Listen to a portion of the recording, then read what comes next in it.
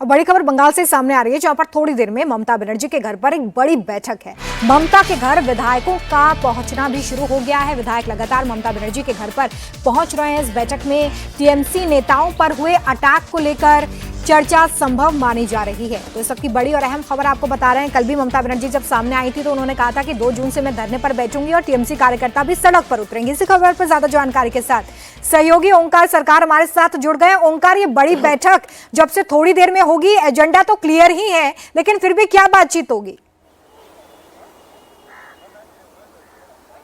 हाँ, देखिए, ये जो आज का विधायक जितने भी है 80 विधायक तृणमूल कांग्रेस के, वो सभी ममता बनर्जी के कालीघाट स्थित घर पर पहुंच रहे हैं एक एक करके। और आज जो एजेंडा है बैठक का वो है कि चुनाव के बाद लगातार जो हिंसा का आरोप तृणमूल कांग्रेस की तरफ से लगाया जा रहा है कि अलग अलग जगहों पे तृणमूल कांग्रेस के कार्यकर्ता जितने हैं उनके ऊपर हमला हो रहा है। इसके अलावा अलग अलग जो नेता है उनको गिरफ्तारी हो रही है। तो इसके बाद आम जनता के पास, आम लोगों के पास पार्टी कैसे पहुंचे, उनका हाथ कैसे था, में ये इसी स्ट्रेटेजी को सामने रखते हुए आज ये बैठक किया जा रहा है।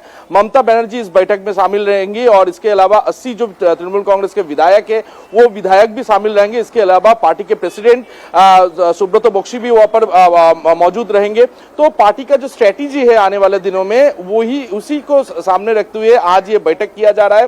क्योंकि इस बार 2026 चुनाव में बड़ी हार हुई है तृणमूल कांग्रेस का। तो इस हार का जो बाद जो लोगों के साथ किस तरीके से और भी मेलजोल बढ़ाया जा सके और लोगों में जो परेशानी हो रहा है, क्या क्या परेशानी हो रहा है इस सरकार के आने के बाद, ऐसा इस सभी मुद्दे के ऊपर आज विधायकों के साथ बातचीत करेंगे ममता बनर्जी। और अलग अलग जगहों पर जहां जहां पर हिंसा हो रहा है उसी जगह पर विधायक को पहुंचने के लिए भी निर्देश दिया जा सकता है, ऐसे ही सूत्रों का मानना है। और कुछ ही देर में ममता बनर्जी के कालीघाट स्थित घर पर यह विधायकों के साथ बैठक जो है वो शुरू होगा। अच्छा ओंकार, कल ममता बनर्जी ये भी कह रही थी कि मैं 2 जून से धरने पर भी बैठूंगी। तो इस बैठक के बाद क्या हम ये संभव माने कि खुद ममता बनर्जी एक बार फिर से रण में नजर आएंगी और बीजेपी को घेरेंगी?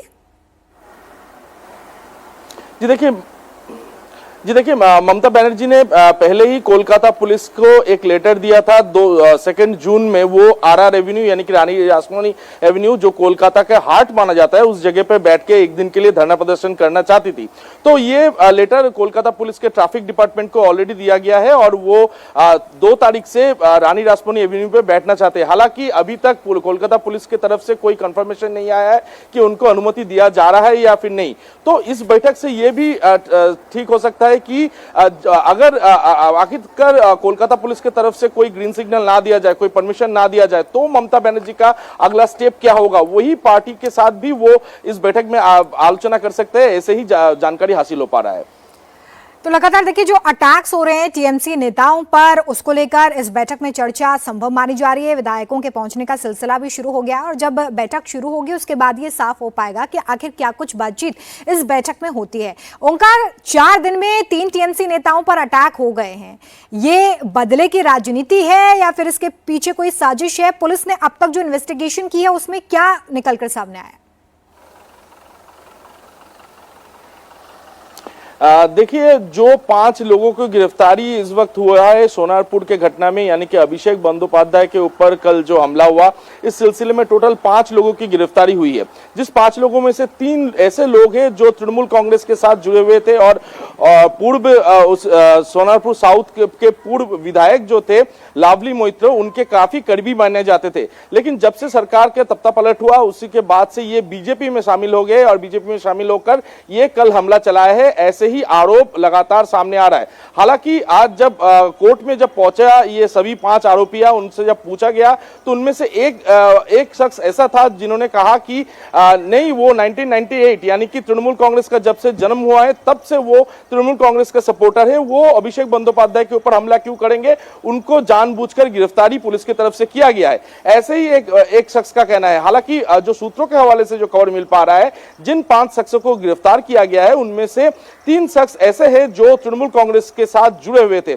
और हालांकि आज जैसे कि देखा गया कि हुगली जिला के चंडीतला में सांसद कल्याण बंदोपाध्याय के ऊपर भी हमला हुआ, तो कल्याण बंदोपाध्याय ने सीधे तरीके से यह हमला पूरा बीजेपी के ऊपर आरोप लगाया है कि बीजेपी के गुंड्स ने यह हमला उनके ऊपर किया है, उनके ऊपर पथराव किया गया है। ऐसे ही आरोप सांसद कल्याण बनर्जी की तरफ से किया गया है। ये जो सिलसिला बड़े नेताओं के साथ शुरू हुआ था, ये सौगत राय से शुरू हुआ था। टीएमसी नेता बीजेपी पर कितने भी आरोप लगाएं, लेकिन अधीर रंजन चौधरी तो ये कह रहे हैं कि टीएमसी ने जो लोगों के साथ किया है वही अब उनके साथ हो रहा है। ये एक अलग तरह की राजनीति जो है बंगाल में देखने के लिए मिल रही है।